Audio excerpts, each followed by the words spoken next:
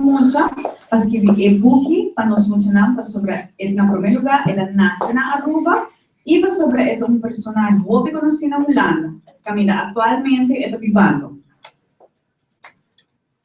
E anni aqui, a Comissão de Estudiantes entrevista com o autor de Legal de Semana do Book de forma original. Nós, Lola nos mencionamos, da fiel visitante da Biblioteca Nacional de Aruba, assim, Corforting, e perguntando.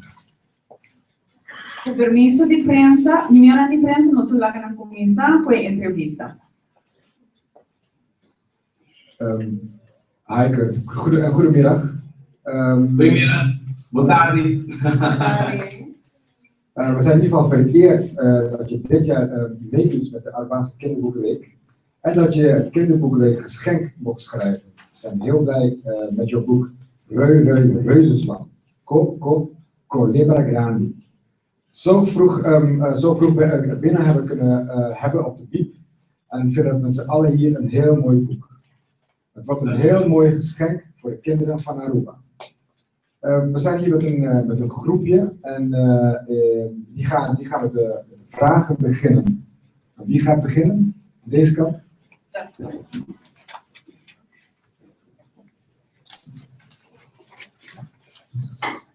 Hoi Gert, mijn naam is Justin. Kun je ons wat vertellen over je grootouders? Zeker. Allereerst voordat ik zeg maar, de vraag beantwoord. De eer is helemaal van mij om het boek te schrijven voor mijn eigen land, voor mijn eigen eiland. Ik was inderdaad toen ik naar Nederland verhuisde, maar ik ben Aruba zeker niet vergeten. En ik ben de taal ook niet vergeten. Nu pak je met om boeken zien. Maar het is op de vraag beantwoorden in het Nederlands, omdat het dan makkelijker gaat. Als jullie het niet verstaan, moet je het even zeggen. Mijn grootouders zijn eigenlijk van mijn moeders kant Colombiaanse. En die woonden al op Aruba. En van mijn andere kant zijn het inderdaad gewoon zeg maar de Arubanen. Dus ik ben een mix van de Colombianen en de Arubanen. En ja, zodoende. En die wonen allemaal nog inderdaad op Aruba. En ik ben er heel blij mee. Dus ik kom geregeld ook weer terug voor vakantie. En om even uit te rusten en ook gewoon om even thuis te zijn. Ja. Dankjewel. Ik wil ook iets zeggen. Mijn hele familie is ook Colombiaans dus.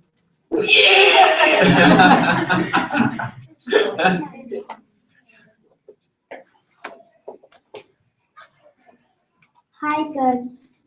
Mijn naam is Kirsi. Wat weet je nog van Aruba? Wat weet ik nog van Aruba? Eigenlijk heel veel. Ik zat toen ik een jaar of 3 was, 3, 4, 5, zat ik op karate. En ik ben geboren in Oranjestad. En daar vlakbij het centrum heb je de grote kerk. Ik ben de naam vergeten. En naast de kerk heb je een school. En in die school had je dus de karatevereniging, of waar de karate gehouden werd. En ik weet precies nog hoe het eruit zag. En ik heb mijn pak heb ik nog steeds hier. Want ik ben er eigenlijk heel trots op, alleen hij is zo klein. Want zo klein was ik ook. Ik was heel klein toen ik klein was. Eigenlijk dit klein. Dus vandaar. Maar dat weet ik nog heel goed als de dag van gisteren. En wat ik eigenlijk het meest kan herinneren is dat, en dat mis ik eigenlijk het meest ook hier in Nederland, is dat je zo lekker buiten kan spelen. Weet je, je kan naar het strand, je kan gewoon met je blote voeten in de tuin, kan je overal, je kan de bomen inklimmen. Hier in Nederland, als je een boom inklimt, denken ze, oké, wat ga je doen? En waar ga je iets stelen? Dus dat heb ik hier eigenlijk een beetje achtergelaten. Maar ik mis dat enorm en dat kan ik eigenlijk gewoon heel erg nog steeds herinneren van Aruba. Zeker weten. Dankjewel. Alsjeblieft. Hallo Kurt, mijn naam is Lisa. Wanneer is jouw muzikale carrière begonnen? Mijn muzikale carrière is begonnen toen ik 14 was. Ik weet het nog dat mijn vader naar me toe kwam en die zei tegen mij, jij moet iets met een instrument gaan doen. En toen dacht ik, wat? Oké, wat dan? En hij had een hele goede vriend en die speelde piano. En toen zei hij, ja, vriend van mij kan je wel piano leren spelen. En toen ben ik eigenlijk piano leren spelen.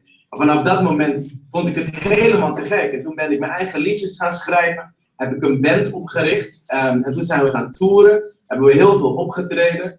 En ja, sindsdien ben ik ook inderdaad alleen maar muziek aan het maken. Ja. Dankjewel. Vanaf de 14e dus. Dankjewel. Alsjeblieft. Hoi Kurt, mijn naam is Janine. Wat is je mooiste muzikale nummer tot nu toe? Mijn mooiste muzikale nummer? Nou, dat moet toch wel echt wel het nummer zijn wat ik speciaal voor mijn theatershow heb geschreven. Ik heb een theatershow gemaakt naar aanleiding van het boek wat ik heb geschreven, Yakunuko. En het gaat over een 11-jarig jongetje en dat was eigenlijk mijn eigen verhaal. Die zijn vader is kwijtgeraakt en hem heel erg ging missen. Maar toch heeft besloten om te gaan vechten voor zijn moeder en zijn zusje. Om te zorgen dat zij veilig zullen zijn en dat zij weer gelukkig zijn. En dat nummer heb ik geschreven zodat je toch nog die persoon die je mist altijd nog wel bij je hebt. Want altijd als je iemand mist, wil je toch wel dat hij eigenlijk nog kan zien dat je het zo goed doet. Of dat je toch nog bent gaan staan en dat je sterk bent geworden. En daar heb ik een nummer over geschreven. En dat nummer heet Vleugels. Ja. Zou je iets voor ons willen zingen? Zeker weten. Ik zal dat nummer, ik wil dat nummer eventjes voor jullie spelen en zingen als jullie dat willen. Ja! Yeah. Okay. Ja. Hij is wel in het Nederlands.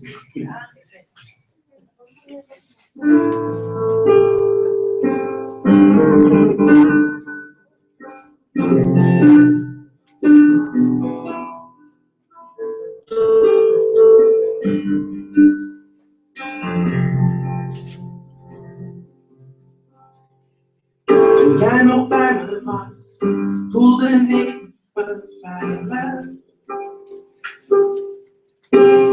Je nam me bij mijn hand en ik wist het komt vast goed. Zei ik blijf bij jou voor altijd en voor eeuwig. Maar wat als ik nu val, heb je me wel stevig. Ik wil je niet missen. Ik wil je niet missen. Ik spreid nu mijn vleugels. Ik wil dat je mij ziet.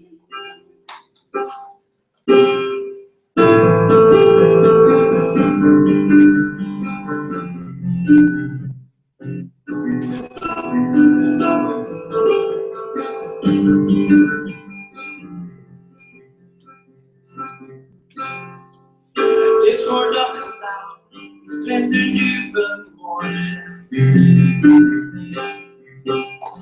Zoals je toen al zei, er is geen plek voor zorgen. Ik heb mijn hoofd omhoog, ik ben er nu wel voor. Je hebt me altijd vast, daar ben ik niet meer bang voor. Ik wil je niet missen. Ik wil je niet missen. Ik spreid nu mijn vleugels. Ik wil dat je mij ziet. Ik wil je niet missen. Ik wil je niet missen. Niet. Ik spreid nu mijn vleugels. Ik wil dat je mij ziet. Ik vlieg.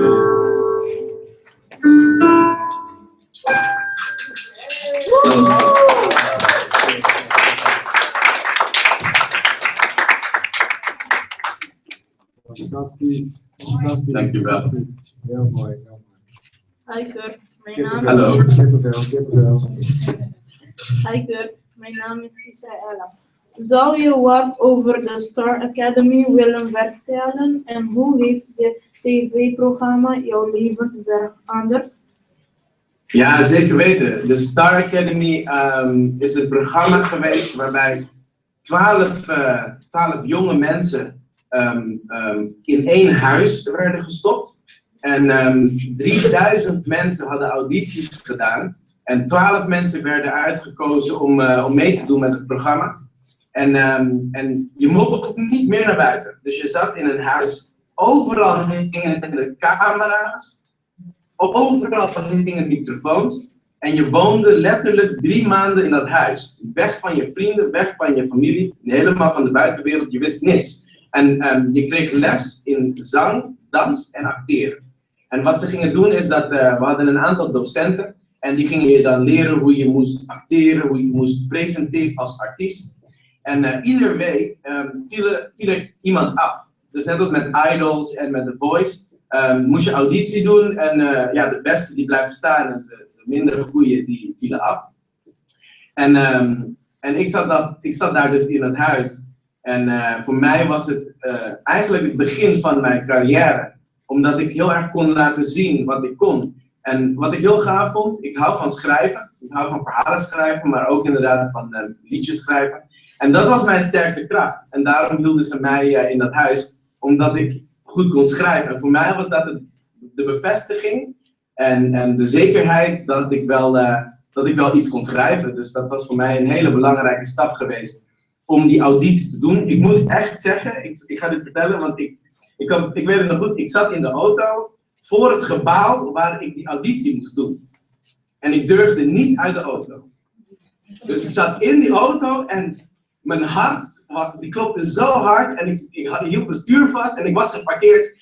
En ik zei, ik ga niet naar binnen. Ik kan dit niet. Dit is gewoon veel te eng. En iets in mijn hoofd zei, Kurt, als jij dit niet durft, dan wil ik nooit meer van jou horen dat je iets in de televisie of entertainment wil gaan doen. Dus je moet naar binnen.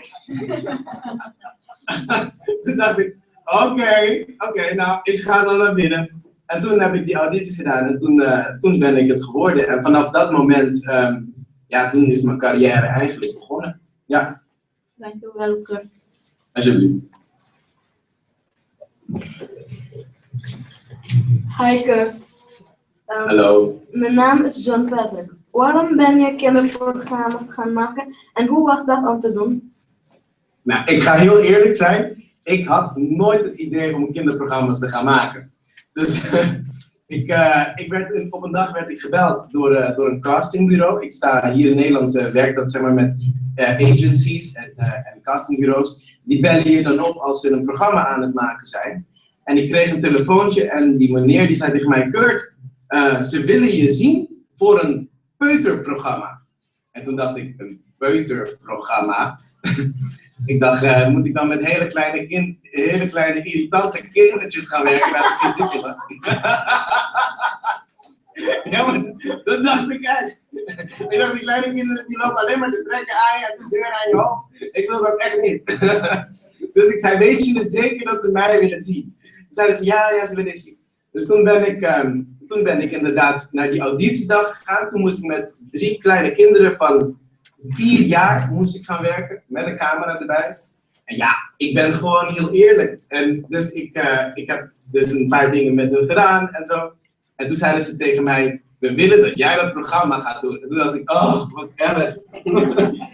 Moet ik dit nu echt gaan doen? Maar het is het leukste wat ik ooit heb gedaan. En zo is het begonnen. Want sindsdien heb ik ook een ander programma gemaakt voor 10 tot 12-jarigen. En het is echt net een feestje. Het is zo leuk om met kinderen te werken. Gewoon puur omdat ik zelf ook een kind ben. En ik ben er trots op. Thank you. Alsjeblieft. Hi Kurt, Hallo. mijn naam is Liron. Wat is het verschil tussen tv-programma's maken en theater maken in verband met je carrière? Het verschil tussen theater maken en televisie maken, en dat laatste heb ik niet verstaan. Wat zei je dat laatste? In verband met je carrière? Oh ja, oké. Ja. Nou, het is een heel groot verschil tussen televisie maken en theater maken. En het begint eigenlijk al dat je met televisie overal kan zijn. Je kan ook, als jij bijvoorbeeld een televisieprogramma of een serie wil maken in de woestijn, dan ga je gewoon naar een hele grote zandbak. En als je in een zwembad wil zijn, dan ga je naar een zwembad. Maar in een theater, dan heb je alleen het podium en een aantal dingen om je heen. Dus je moet heel goed weten wat je wel in een theater kan doen en wat je niet in een theater kan doen. Maar wat ik het leukste vind in theater, en dat is de grootste uitdaging, dat je toch nog het gevoel kan geven aan iedereen die daar naartoe komt, dat je in een andere wereld zit. En dat is bijvoorbeeld met een televisieprogramma makkelijker, omdat je letterlijk een camera zeg maar, naar de andere wereld mee kan nemen. Maar in een theater niet. Dus je moet zorgen dat je een andere wereld maakt in een gebouw. En dat is wel, ik vind dat heel gaaf. Ik hou wel van die uitdaging. Ja. Dankjewel.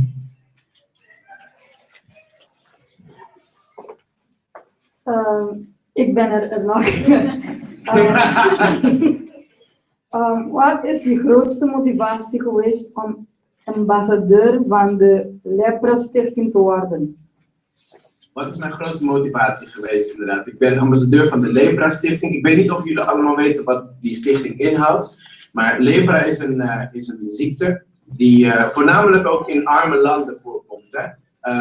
En het is een bacterie dat in je huid gaat zitten, op de koude plekken. En heel langzaam, het duurt echt 10 jaar voordat je er iets van merkt. 10 jaar. Dus als je denkt dat je niet ziek bent, over 10 jaar ga je pas iets voelen. Maar in die arme landen is Lepra Stichting meer dan gewoon een bacterie die je eigenlijk met een paar pilletjes heel makkelijk kan genezen. Bijvoorbeeld in Vietnam, waar ik ben geweest, is lepra eigenlijk ook een taboe. Zij zien het als een soort vloek, als een soort zwarte magie die over je heen is gekomen. En als jij bijvoorbeeld als kind lepra krijgt of als volwassen persoon, dan willen ze je niet meer zien. Ook al is het je moeder of je vader, ze sturen je gewoon weg. En dat is heel erg. Weet je, als je gewoon verkouden bent of je hebt de mazelen of de pokken, dan ga je gewoon naar de dokter en je krijgt medicijnen en niemand vindt het erg.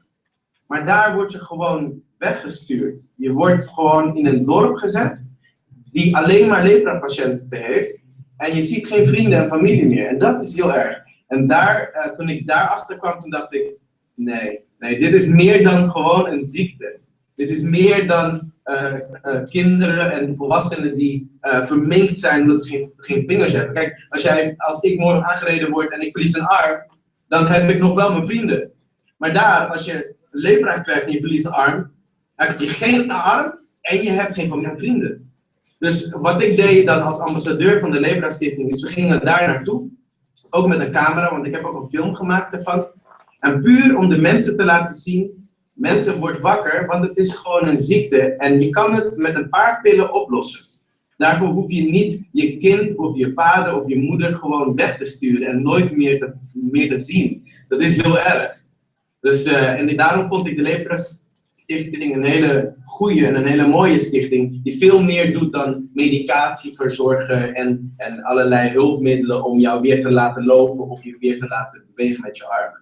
Dus vandaar dat ik daar ambassadeur van ben geworden. Ja. Dankjewel.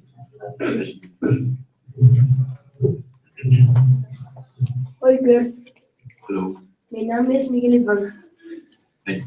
Wat heeft jou geïnspireerd om het kinderboek Je kan ook goed schrijven en waarom heb je zo'n groot accent op de illustraties gelegd? Een goede vraag.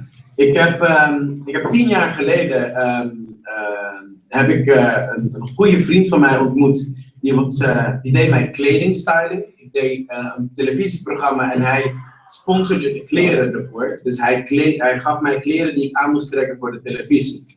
En op een dag kwam ik bij hem thuis. Nick heet hij, Nick van Leent. En ik kwam bij hem thuis en ik ging naar zijn slaapkamer. En hij zei tegen mij, let niet op de rommel. En toen dacht ik, oké, weet je, iedereen zegt altijd let niet op de rommel. Maar ik kwam in zijn kamer, het was een zooitje. Echt, het was zo rommelig, je kon niet eens meer lopen. Overal lagen vuile sokken, onderbroeken. Alles lag op toen dacht ik, dit kan echt niet. Maar er lagen ook heel veel grote tekeningen. En met potlood getekend. En ik pakte een tekening en toen dacht ik, wie heeft dit getekend? En toen zei hij, ja, ik teken. Maar hij tekende zo goed dat ik dacht, nou, waarom werk jij in een kledingwinkel? Hoe kan het zo zijn dat je zoveel talent hebt en dat je daar nog niks mee doet? Dus toen ben ik het eigenlijk nooit vergeten. En 5 jaar geleden, nu bijna 6 jaar geleden, toen was hij bij mij in de keuken en toen zei ik doe nu kinderprogramma's en ik hou van verhalen schrijven. Weet je wat wij gaan doen? Wij gaan samen een verhaal maken. Jij gaat tekenen, want jij kan dat echt als het beste. En ik ga verhalen verzinnen en dus verhalen schrijven. En toen is hij gaan tekenen. En toen heeft hij deze tekening, die aan het begin van het boek staat, als eerste tekening getekend. Nou dacht ik dat het een heel simpel verhaaltje ging worden over een jongetje die in een klein huisje ergens op een heuveltje woonde. Zou worden. Maar toen kwam hij met deze tekening en het was een hele nieuwe wereld. En toen dacht ik, weer zoiets moeilijks. Ik dacht, wat moet ik dan ervan gaan maken? En toen had ik besloten om mijn eigen verhaal te maken. En toen ben ik in die wereld gaan leven die hij heeft geschreven, of verzonnen. En toen heb ik mijn eigen persoonlijke verhaal geschreven. Van toen ik 11 was. Wat er met mij gebeurde hier in Nederland. En dat is eigenlijk Yakunuko geworden. En vandaar dat er zoveel tekeningen in zitten. Omdat Nick natuurlijk fantastisch kan tekenen. En wij hebben afgesproken dat wij een boek willen maken waarvan kinderen, maar ook volwassenen, tegelijkertijd niet alleen lezen, maar ook gelijk de wereld kan zien die wij, zeg maar, hebben bedacht. Dus we nemen je gelijk mee in een hele nieuwe wereld. Dankjewel. Alsjeblieft.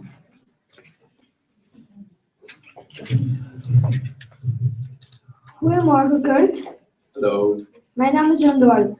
Wat is de boodschap die je aan kinderen wilt geven met je boek Reuzenstam?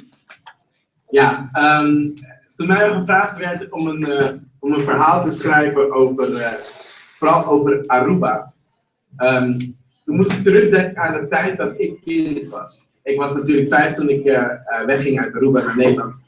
En ik kan me nog herinneren dat inderdaad het spelen in de Kunuku, in de bomen klimmen, achter de iguana's aanrennen, kolibries die voorbij vlogen, weet je wel. Ja, het is allemaal heel leuk. En hier heb je dat niet, dus ik miste dat heel erg. En toen dacht ik, weet je wat?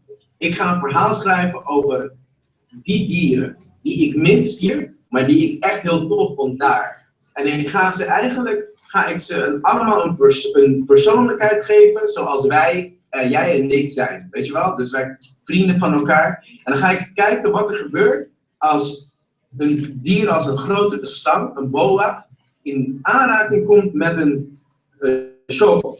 Wat gebeurt er dan? En vooral als de boa een probleem heeft. En wat ik mee wil geven aan ieder die je dan leest, is soms, als we vrienden zijn, of als je kinderen in de klas hebt, ben je zo verschillend van elkaar. Kan je ruzies hebben met elkaar, maar toch zijn jullie er voor elkaar. Want we zijn allemaal mensen, we zijn allemaal vrienden van elkaar. Dus hoe verschillend je ook kan zijn, als iemand in de put zit, of als iemand hulp nodig heeft, dan moet je al die dingen even opzij zetten en elkaar gaan helpen. En dat heb ik in dit verhaal dat samengebracht. Want vergeet niet, de slang eet gewoon de muis op. Weet je wel? En ook de choco. Dus als die slang daar is, denkt die choco ook van, ben je gek? Ik ga niet met me helpen, want dan word ik opgegeten. Dus dat is het ding wat ik heel erg heb proberen te maken. Is dat vriendschap is veel meer dan wat jij zelf denkt. Vriendschap is wat jullie samen denken. En vandaar dat ik dit wil meegeven, vooral aan de kinderen ook van Aruba, maar ook aan iedereen hier. Weet je, we moeten het samen doen, want samen zijn we sterk. Dankjewel. Alsjeblieft. Nou, Kurt, hartstikke bedankt. Het was heel fijn om jou eindelijk een keer eens dan virtueel te mogen zien. Te mogen meemaken. En nou ja, we wachten spoedig af op je komst. En wil je echt bedanken. Wilt er iemand nog wat zeggen? Oh, komt ie.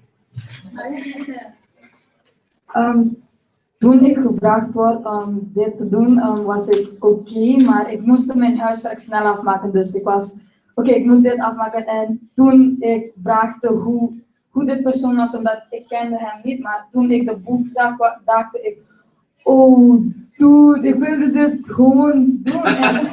En ik ben zo zenuwachtig nu en het is heel leuk om hier te zijn, om met jou te praten. En ik denk, het is gewoon leuk voor iedereen om iemand nu, een nieuw persoon elke dag te kennen die zo goed heeft getekend. Nick ook, die heeft getekend en het is zo leuk, de boek. Dus. Ja, dankjewel. Dankjewel.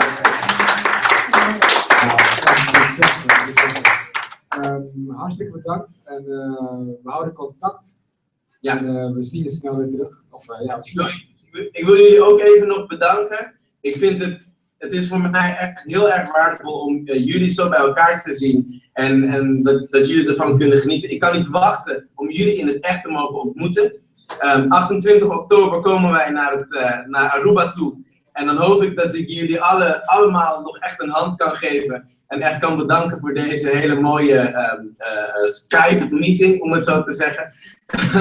En dan gaan we er gewoon een feestje van maken straks, als we daar zijn. Dan gaan we barbecuen, ja, op het strand.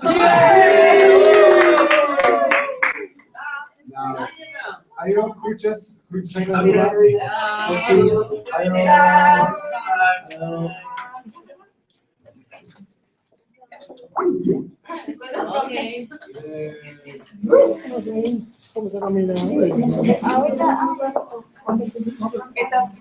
Ja.